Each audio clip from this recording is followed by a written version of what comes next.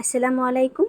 আমার আম্মা সবসময় একটা কথা বলতো, হাতের কাজ ফেলে রেখে কখনোই গল্প করতে নেই, তাহলে সময়ের অপচয় হয়। আমার এই আম্মার কথাটা সবসময় মনে পড়ে, আর আম্মার এই কথাটা মাথায় রেখে আমি সবসময় কাজটা করার চেষ্টা করি। আসলে এখন বয়স যত বাড়ছে, দিন দিন তত আম্মার কথাগুলো বেশি করে মনে পড়ছে, কারণ আম্মা যখনই যেটা বলেছিল এখন নিজের সাথে মিলিয়ে দেখছি সবগুলোই কিন্তু ঠিকঠাক।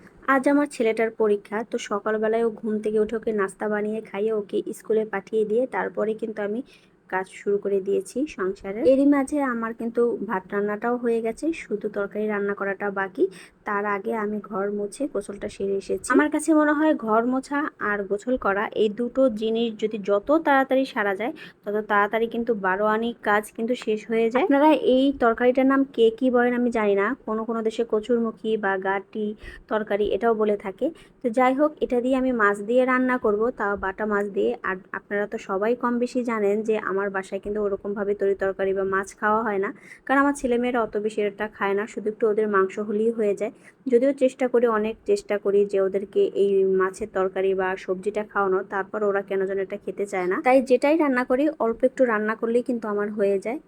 যেহেতু আমার একটার মধ্যে রান্না করা শেষ, তো একটা সময় তো আর খাবো না, ছেলেটা স্কুল থেকে আসবে তারপরে খাবো।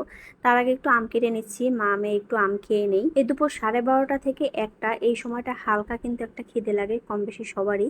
তো আমারও কিন্তু সেটাই লেগেছে, আর সাথে আমার মেয়েরও। আম খাচ্ছিলাম আর আপনাদের ভাইয়ের কথা মনে করছিলাম, কারণ আমি কখনোই আম কেটে পিস পিস করে কখনোই আমি নিজে থেকে এটা খাইনি, সবসময় আপনাদের ভাইয়ে কেটে দিত আর আমার সামনে এসে কাঁটা চামচ দিয়ে দিত, তারপরে কিন্তু আমি খেতাম। আর এখন দেখেন আপনাদের ভাইয়া না থাকাতে এখন আমার এই কাজগুলো আমারই করতে হচ্ছে। আসলে এখন বুঝতে পারছি আপনাদের ভাইয়া কতটা আমার যত্ন নিত, কতটা আমার কেয়ার করত।